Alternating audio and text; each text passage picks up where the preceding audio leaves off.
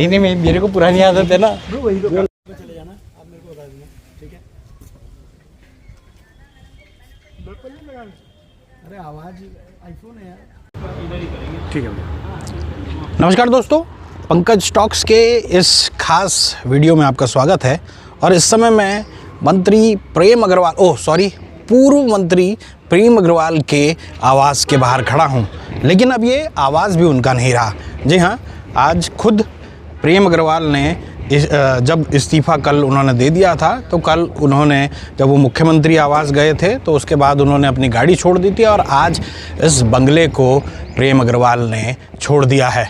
और अब वो अपने ऋषिकेश स्थित जो निजी आवास है उसी में रहेंगे। हालांकि विधानसभा जो विधायकों का जो निवास है उसमें भी एक कमरा विधायकों को मिलता है, वो उनको मिलेगा, लेकिन वो उसमें रहेंगे नहीं। लेकिन आप देख सकते हैं ये दो कार्यालय हैं, एक तरफ कार्यालय, एक तरफ ये निजी आवास था और ये कैंप कार्यालय जो आवास का था वो प्रेम अग्रवाल का था। इसको भी बहुत करीने से बनाया गया था। और इस आवास का अगर इतिहास की बात करूं तो ये R2 बंगला है। और R2 बंगला जो है उसकी अगर बात करें तो पिछले 25 सालों में जब से राज्य बना है तब से इस बंगले को लेकर एक बात तो ज़रूर प्रचलित है कि जो भी मंत्री इसके अंदर रहता है वो अपना कार्यकाल पूरा नहीं करता। और इससे सबसे पहला अगर बात करें तो सूरवीर सिंह सजवाण थे। सूरवीर सिंह सजवाण जो थे वो मंत्री थे कांग्रेस सरकार में और इस बंगले में वो रहा करते थे सिंचाई मंत्री के रूप में। लेकिन एकाएक जब अटल सरकार ने एक फैसला लिया और उनके द्वारा ये कहा गया कि जो मंत्रियों की जो संख्या है वो कम की जाएगी, तो उस समय ND तिवारी सरकार में मंत्री रहे सूरवीर सिंह सजवाण को छटाई के समय में अपना पद छोड़ना पड़ा। उसके बाद यहाँ पर नेता प्रतिपक्ष के रूप में हरक सिंह आए, क्योंकि इस पूरे उसको एयर मार्क्ड किया गया था नेता प्रतिपक्ष के लिए।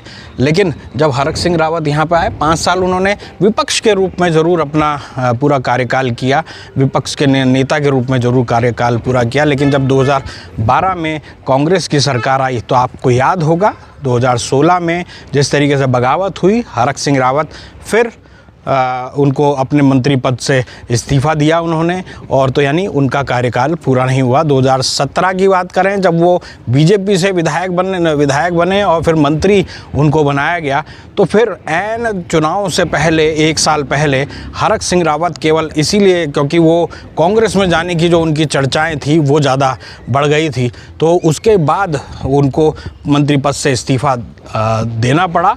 और साथ ही साथ जो है कुछ समय बाद उनको इस मकान से भी को भी छोड़ना पड़ा। फिर जब 2022 में धामी फिर से वापस लौटे और प्रेमचंद अग्रवाल विधायक बन के आए और उनको मंत्री बनाया गया, तो उन्होंने इस बंगले को चुना। इस बंगले को चुनने के बाद से ही ये बार बार ये कहा जाता था कि बहुत ज़्यादा, अगर इस मकान की बात करें तो बहुत ज़्यादा यहाँ पर जो मंत्री रहता है उसका कार्यकाल पूरा नहीं होता है। तो अब आपने देख लिया होगा प्रेमचंद अग्रवाल के भी जो एक मंत्री के रूप में इतने विवाद हो गए कि अब उनको भी इस्तीफ़ा देना पड़ा। और एक और चीज़ जो है वो जुड़ गई है इस मकान के साथ, एक और मंत्री का जो अगर कहा जाए इस्तीफ़ा इस मकान के साथ जुड़ गया है, यानी प्रेम अग्रवाल भी अपना कार्यकाल पूरा नहीं कर पाए।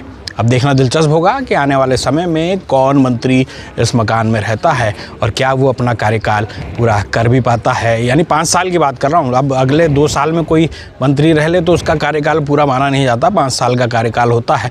लेकिन कुल मिलाकर देखा जाए ये तो एक केवल अगर कहा जाए किंवदंती है कि भाई इस मकान के साथ ऐसी चीज़ है, वो मैं आपको स्टोरी बता रहा हूँ। हालाँकि आदमी के अपने कर्म होते हैं, आदमी की अपनी बातें होती हैं, उसके जो स्टार्स होते हैं, उसकी जो जिह्वा होती है या फिर बोलने का जो उसका लहजा होता है और किस तरीके से वो उसके बोलने से ही तमाम चीज़ें ख़राब हो जाती हैं, वो प्रेमचंद अग्रवाल के साथ हुआ है।